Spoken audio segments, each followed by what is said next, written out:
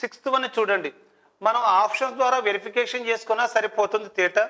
లేదా జనరల్గా ప్రొసీజర్ చేయాలనుకున్నప్పుడు ఎలా ఆలోచిస్తారంటే సైన్లోనే ఉంది, ఇది 2x² 3x - 2 = 0.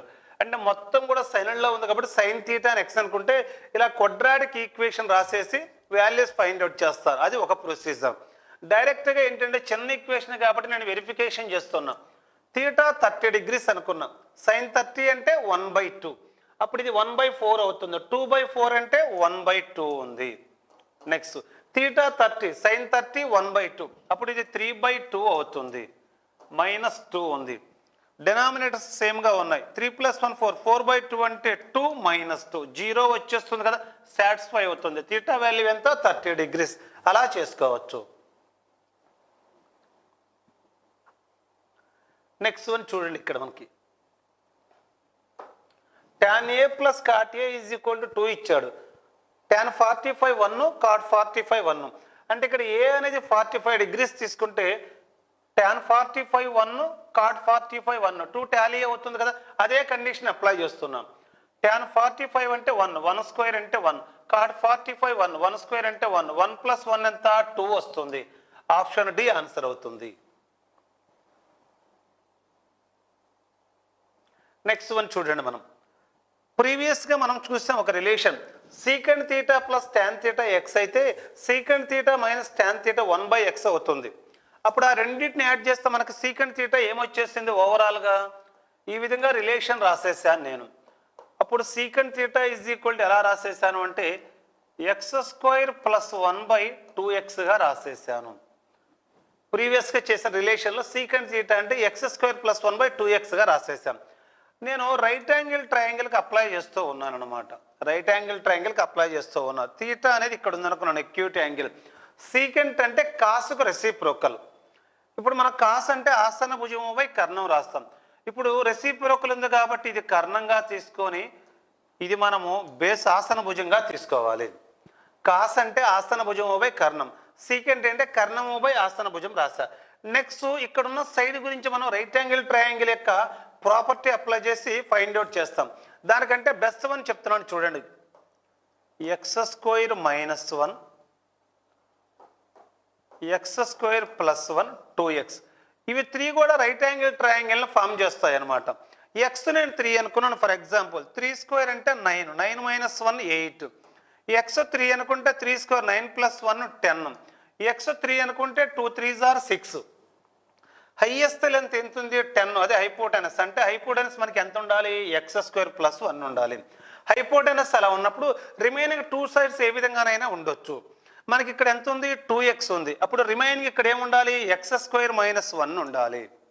ఇక్కడ ఏముంటుంది x² - 1 ఉంటుంది. అలా గుర్తుపెట్టుకోవచ్చు ఈజీగా.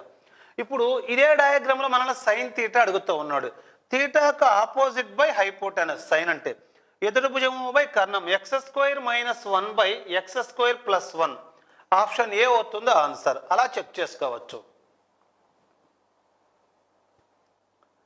నెక్స్ట్ వన్, ఇక్కడ కూడా మనకి జస్ట్ ఒక రిలేషన్ బేస్ చేసుకొని ఇస్తూ ఉన్నారు.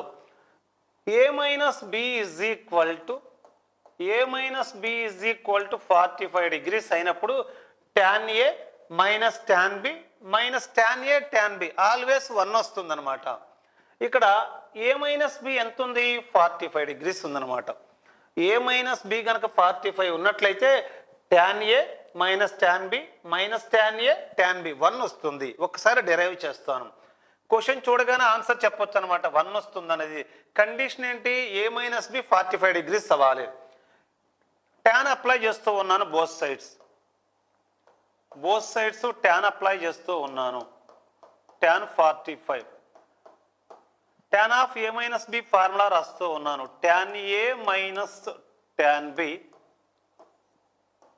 1 + tan A tan B గా రాస్తాము ఫార్ములా. tan 45 అంటే 1 వస్తుంది. Next one tan A - tan B.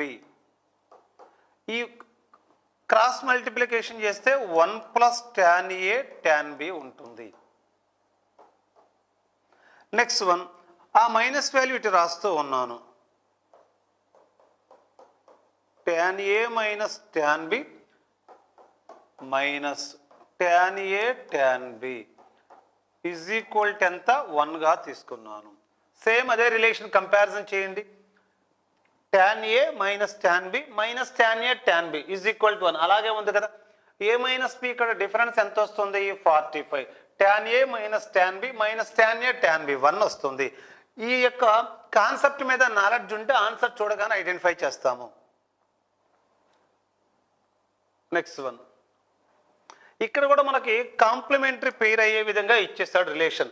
sin A is equal to cos B. అలా ఉంటే A ప్లస్ B ఎంత వస్తుందో 90 degrees వస్తుంది. ఇక్కడ ఉన్న యాంగిల్ ఇక్కడ ఉన్న యాంగిల్ యాడ్ చేస్తే 90 degrees రావాలి. 5A ప్లస్ A ఎంత 6A. 6A మైనస్ 42 వచ్చేసి ఎంత అన్నాను 90 degrees అన్నాను. 6 1 జార్ పోతుంది, 6 7 జార్ పోతుంది, 6 1 జార్ 6 5 జార్. అప్పుడు A ఈజ్ ఈక్వల్ టు -7 ఇటు వస్తే ఎంత 22. A ఈజ్ ఈక్వల్ టు ఎంత వస్తుంది యాంగిల్ 22 degrees వస్తుంది.